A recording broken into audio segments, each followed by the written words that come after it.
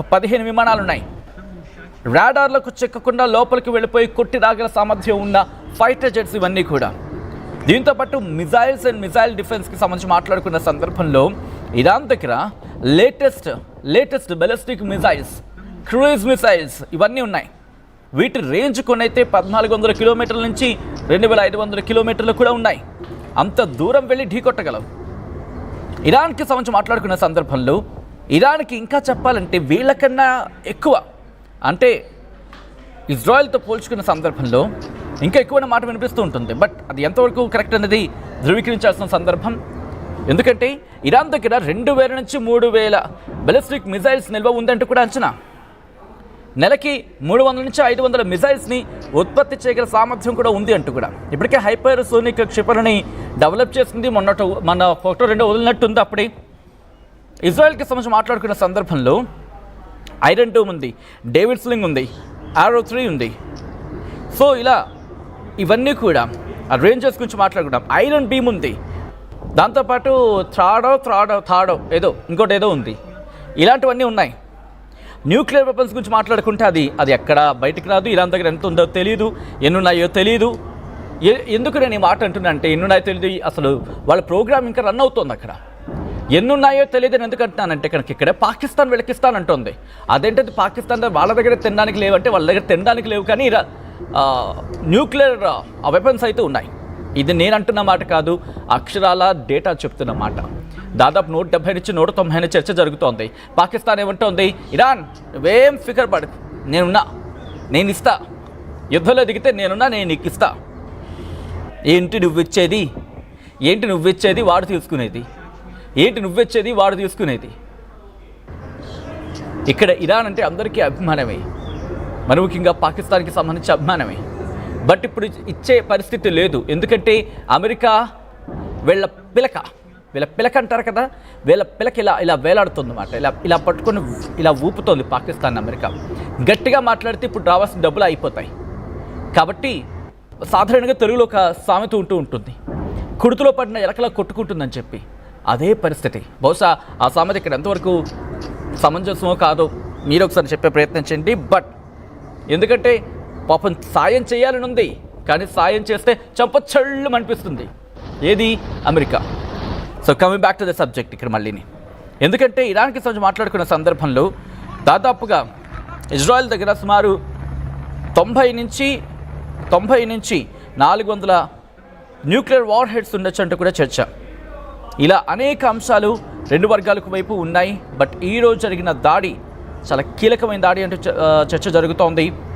Nuclear reactor ఖతమైందా? ప్రస్తుతం దీనికి సంబంధించి ఇంకా ఇంటర్నేషనల్ అటామిక్ ఎనర్జీ అసోసియేషన్ మాత్రం ధృవీకరించట్లేదు, కానీ చర్చ జరుగుతోంది. రేడియేషన్ స్థాయికి సంబంధించి ఇంకా క్లారిటీ రావట్లేదు. ఎందుకంటే ఇరాన్ మీడియా బయటికి చెప్పే అవకాశాలు చాలా తక్కువ ఉంటాయి ఇటువంటి ఘటనలు జరిగితే. సో ఈ క్రమంలో ఏం జరుగుతోంది? ఇంటర్నేషనల్ అటామిక్ ఎనర్జీ అసోసియేషన్ ఏం చెప్పబోతోంది? పరిస్థితులు చేయి దాటిపోతున్నాయా? ప్రపంచానికి పెనుముప్పు తప్పదా? ఈ చర్చ జరుగుతుంటోంది. ఈ నేపథ్యంలో మీరేమనుకుంటున్నారు అనేది కమెంట్ చేసే ప్రయత్నం చేయండి. This is the disturbing content, video description is advised. ఈ కథను మిమ్మల్ని కాస్త కలవరపరచవచ్చు. దీనికి సంబంధించి తగిన జాగ్రత్తలు తీసుకోవాలని ఆర్టీవీ సూచించడం జరుగుతోంది. ఒక్కసారి అక్కడ దృశ్యాలను చూద్దాం.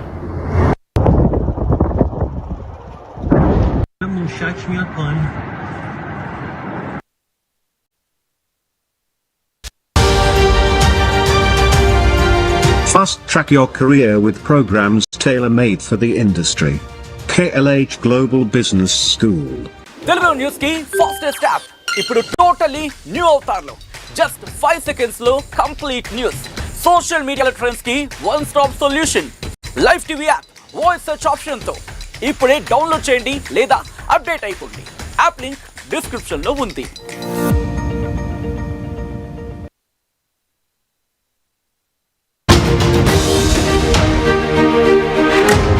బ్రేకింగ్ న్యూస్ చూస్తున్నారు. 1-2 వందల కొద్ది మిజైళ్లతో ఇజ్రాయెల్ ఇరాన్పై దాడులకు పాల్పడుతూనే ఉంది. ఇరాన్ అణుస్థావరాలను టార్గెట్ చేసుకుంది ఇజ్రాయెల్. ఇరాన్లోని కీలక ప్రాంతాలపై ఇజ్రాయెల్ దాడులకు పాల్పడుతోంది. గురి చేసి లక్ష్యాలను పేర్చేస్తోంది ఇజ్రాయెల్. దానికి సంబంధించిన బిగ్ బ్రేకింగ్ న్యూస్ చూస్తున్నారు. పెద్దగా డ్యామేజ్ జరగలేదంటూ ఇరాన్ ప్రకటించుకుంటోంది. మరి ముఖ్యంగా ఇరాన్ తగిన మూల్యం చెల్లించుకోక తప్పదంటూ నెతన్యాహు కొద్దిసేపటి క్రితం వార్నింగ్ ఇచ్చాడు. ఇరాన్ దగ్గర న్యూక్లియర్ మిసైల్స్ లేకుండా చేయడమే లక్ష్యం అంటూ చెప్పుకొచ్చాడు. ఈ నేపథ్యంలోనే ఇరాన్ అణుస్థావరాలను టార్గెట్ చేసుకుంది ఇజ్రాయెల్. దాంతోపాటు నటాంజ్ ఆర్క్ న్యూక్లియర్ స్థావరాలే టార్గెట్గా ముందుకు వెళుతోంది. ఇరాన్ అణుస్థావరాలను టార్గెట్ చేసుకుంది ఇజ్రాయెల్. నటాన్స్తో పాటు అరాక్ న్యూక్లియర్ స్థావరాలే లక్ష్యంగా ముందుకు వెళ్తోంది. అణుస్థావరాల ప్రాంతంలో ఇజ్రాయెల్ మిసైల్స్ పేలాయి. పెద్దగా డ్యామేజ్ జరగలేదంటూ ఇరాన్ ప్రకటించింది. ఇరాన్ తగిన మూల్యం చెల్లించుకోక తప్పదంటూ నెతన్యాహు వార్నింగ్ ఇచ్చాడు. ఇరాన్ దగ్గర న్యూక్లియర్ మిసైల్స్ లేకుండా చేయడమే తమ లక్ష్యం అంటూ నెతన్యాహు చెప్పుకొచ్చాడు. ఇరాన్లోని కీలక ప్రాంతాలపై ఇజ్రాయెల్ అటాక్కి పాల్పడుతోంది. గురి చేసి లక్ష్యాలను పేల్చేస్తోంది ఇజ్రాయెల్. ఈ క్రమంలోని ఇరాన్ అణుస్థావరాలను టార్గెట్ చేసుకుంది ఇజ్రాయెల్. ఒకటి కాదు, రెండు కాదు, ఏకంగా బ్యాక్ టు బ్యాక్ నటాన్స్ అలాగే ఆర్క్ న్యూక్లియర్ స్థావరాలను టార్గెట్ చేసుకుంది. దానికి సంబంధించిన బిగ్ బ్రేకింగ్ న్యూస్ చూస్తున్నారు.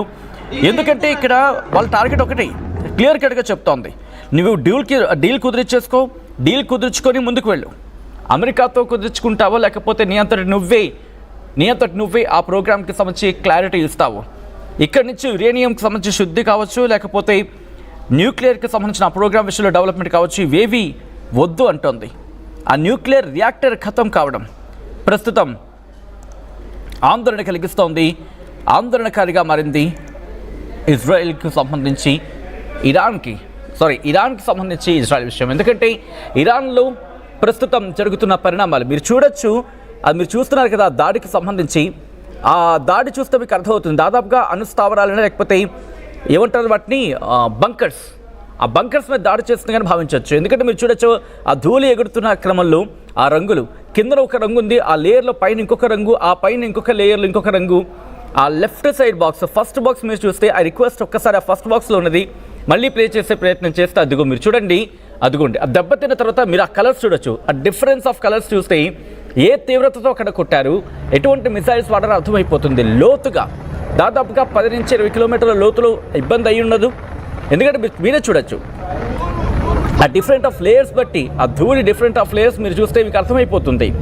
కొట్టిన టార్గెట్ చాలా కీలకంగా కొడుతున్నారు, ప్రిసైజ్డ్గా కొడుతున్నారు. ఇది యావత్ ప్రపంచం మాట్లాడుకుంటుంది ఈరోజు ఇజ్రాయెల్ గురించి. ఎందుకంటే ఇక్కడ అణుబాంబుల గురించి మాట్లాడుకుంటున్నారు. ఒకటా రెండా ఇక్కడ ఇరాన్కి సంబంధించి ఇరాన్ దగ్గర లేకపోవచ్చు, బట్ ఇరాన్కి రిమెంబర్ పాకిస్తాన్ ఇస్తానంటోంది. ఇజ్రాయెల్కి సంబంధించి ఇజ్రాయెల్ ఎప్పుడూ కూడా ధృవీకరించలేదు, కానీ సుమారు ఒక 90 న్యూక్లియర్ వార్ హెడ్స్ ఉన్నాయని చర్చ జరుగుతోంది. ఇదే కాదు, ఉత్తర కొరియా దగ్గర ఉన్నాయి. సో ఇక్కడ 2025 జనవరి నాటికి ఒక 9 దేశాల దగ్గర కలిపి మొత్తం 12,241 న్యూక్లియర్ బాంబ్స్ ఉన్నాయంటే అర్థం చేసుకోవచ్చు. ఈ న్యూక్లియర్ రియాక్టర్ని ఖతం చేయాలనుకుంటున్నాయి. రిమెంబర్ ఇక్కడ ఇరాన్కి సంబంధించి ఆ న్యూక్లియర్ ఇన్ఫ్రాస్ట్రక్చర్ని, న్యూక్లియర్ ఫెసిలిటీస్ని పూర్తిగా ధ్వంసం చేయడమే తమ టార్గెట్ అంటోంది ఇజ్రాయెల్.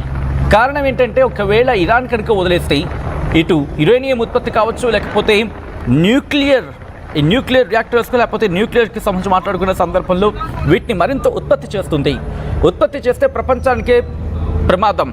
ఎందుకంటే ఎవరి మాట